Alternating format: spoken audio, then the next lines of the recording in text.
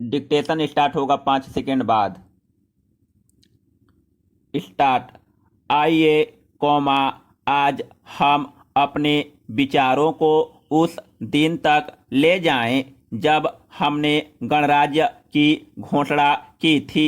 Stop. अपनी विकास की योजनाओं के संबंध में हमने वास्तव में काफी प्रगति की है।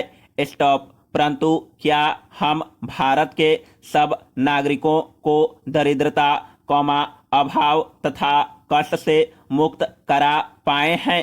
प्रकृति की शक्तियों को अपने अधीन करने और जनता के कल्याण के लिए उन्हें नियंत्रण में लाने की दिशा में भी हम आगे बढ़े हैं। स्टॉप। किंतु हम यह नहीं भूल सकते कि कौमा कुछ महीने ही हुए कौमा हमें भारत के उत्तर पूर्वी प्रदेशों में भयानक बाढ़ का सामना करना पड़ा था कौमा जिसके कारण यातायात के साधन छिन्न भिन्न हो गए और वहां की जनता को भारी हानि उठानी पड़ी।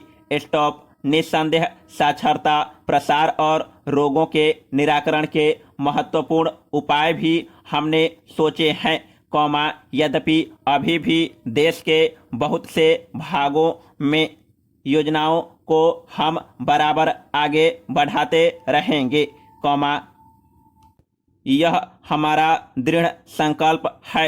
स्टॉप। इसमें संदेह नहीं किया जा सकता।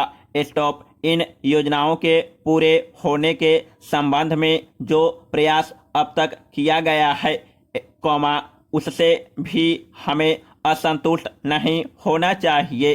स्टॉप। फिर भी कौमा जो कुछ अब तक किया जा सका है कौमा यदि वह बहुत चमत्कारी नहीं दिखता तो उसका कारण यह है कि अभी निर्माण कार्य जारी है और समाप्त नहीं हुआ है। स्टॉप। राष्ट्र के निर्माण में समय की आवश्यकता होती है।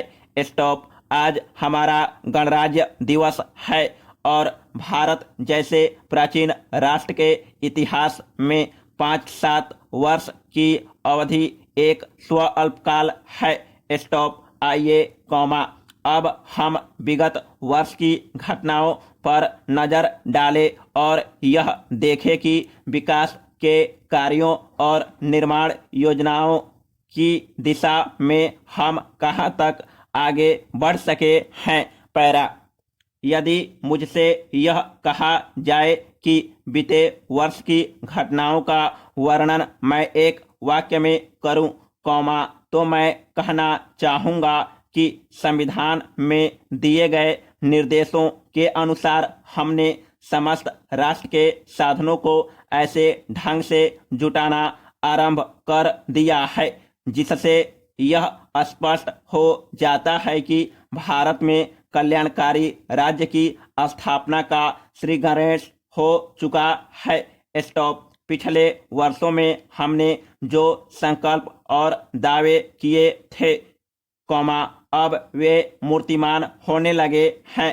स्टॉप। इसलिए अब यह समझना कौमा कठिन नहीं है कि राष्ट्र किधर जा रहा है और आगामी 10 या 15 वर्षों में हम किस स्थिति में होंगे। स्टॉप। महान नदी घाटी योजनाओं पर कार्य बराबर जारी है। स्टॉप। इनमें से एक योजना कौमा भाखड़ा नंगल योजना से बहुमूल्य पानी और बिजली कौमा पंजाब कौमा पेप्सू तथा राजस्थान के भागों को मिलने भी लग गई है। स्टॉप। दामोदर घाटी योजना से कुछ समय हुआ बिजली प्राप्त होने लगी थी और हीराकुंड कौमा चंबल तथा दूसरी महान योजनाओं की भांति यह योजना भी यथेष्ट रूप से आगे बढ़ रही है। स्टॉप। भाखड़ा नंगल योजना का प्रथम चरण समाप्त होने से अब यह स्पष्ट है कि इन महान योजनाओं के द्वारा देश में कितने महत्वपूर्ण परिवर्तन हो जाएंगे। स्टॉप। महोदय कौमा कोसी नदी, जिसे शोक और दुख का सूचक माना जाता है, इस वर्ष फिर अपने प्रकोप से महान हानि का कारण बनी। स्टॉप। अब इस नदी पर काबू पाने और इसकी उपद्रवी लीला समाप्त करने के लिए भी योजना तैयार हो गई है। स्टॉप। इस योजना की रूपरेखा तैयार हो चुकी है और निर्माण का काम हाथ में लिया जा चुका है। स्टॉप। आशा है इस योजना के निर्माण से बड़े पैमाने पर जनसाधारण को सेवाएं उपलब्ध होंगी।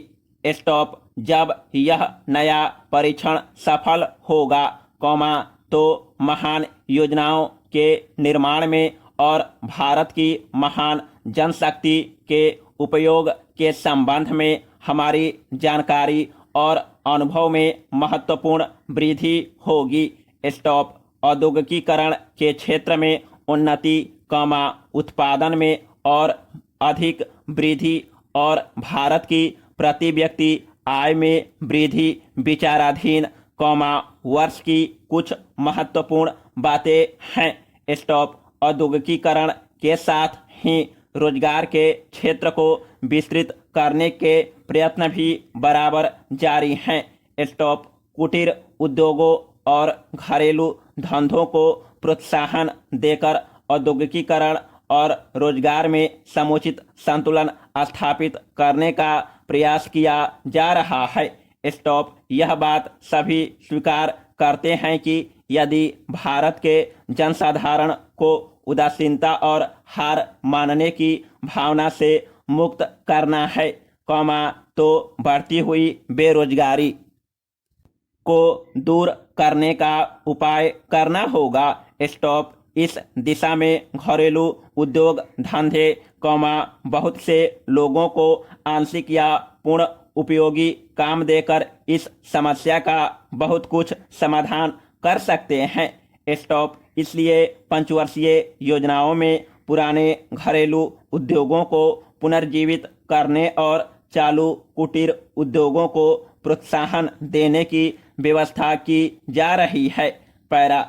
विदेशी मामलों के क्षेत्र में हमारी सफलता और भी अधिक है। स्टॉप। हमारी नीति, जिसे मैं सक्रिय और स्वदेश तटस्थता की नीति कहना चाहूँगा, वास्तविक व्यवहार में किसी भी देश अथवा यहाँ के लोगों को अपना शत्रु न समझने की नीति है। स्टॉप। इस नीति के फलस्वरूप हमें विश्व शांति के पक्ष की कुछ सेवा करने का अवसर मिला है। स्टॉप। हम प्रसन्न और आभारी हैं कि संसार के राष्ट्रों में भारत का स्थान इतना ऊंचा है। स्टॉप। इंडो चीन निरीक्षण और नियंत्रण अंतर्राष्ट्रीय आयोग की अध्यक्षता हमने स्वेच्छा से स्वीकार की है और हमारे नागरिक यथासाध्य उस देश में शांतिपूर्ण निर्वाचन संबंधी समस्याओं का सामना कर रहे हैं। स्टॉप। हम सभी राष्ट्रीय अथवा अंतर्राष्ट्रीय समस्याओं का निपटारा शांतिपूर्ण ढंग से चाहते हैं। स्टॉप। मुझे बहुत प्रसन्नता है कि भारत में फ्रांसीसी बस्तियों की समस्या शांति और सद्भावना के वातावरण में सुलझ सकी है। शांतिपूर्ण प्रणाली की सफलता का वह एक महत्वपूर्ण उदाहरण है। स्टॉप। दुर्भाग्य से भारत में पुर्तगाली बस्तियों की ऐसी ही समस्या को सुलझाने की दिशा में प्रगति नहीं की जा सकी। स्टॉप। मैं आशा करता हूं कि पुर्तगाल इन बस्तियों में रहने वाले लोगों के स्वाधीनता के अधिकार को स्वीकार करेगा और फ्रांस और ब्रिटेन की सरकारों का अनुसरण करेगा। स्टॉप।